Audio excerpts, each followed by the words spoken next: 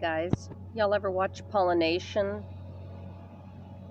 It's pretty funny. We live in a world full of satellite systems. So globally, our governments are watching us pollinate and procreate and make our families.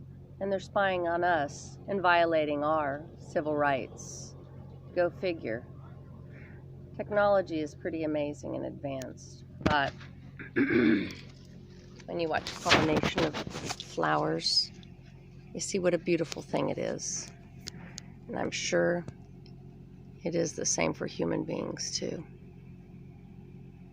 And how fragrant and beautiful are the feet and souls of those who spread good news.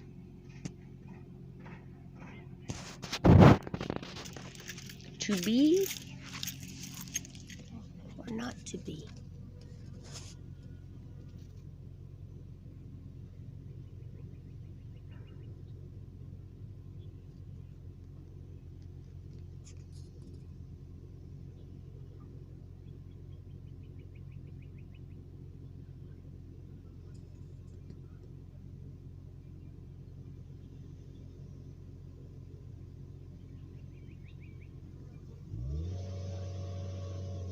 How many flowers does a bee pollinate before he flies away? Gracias, Padre.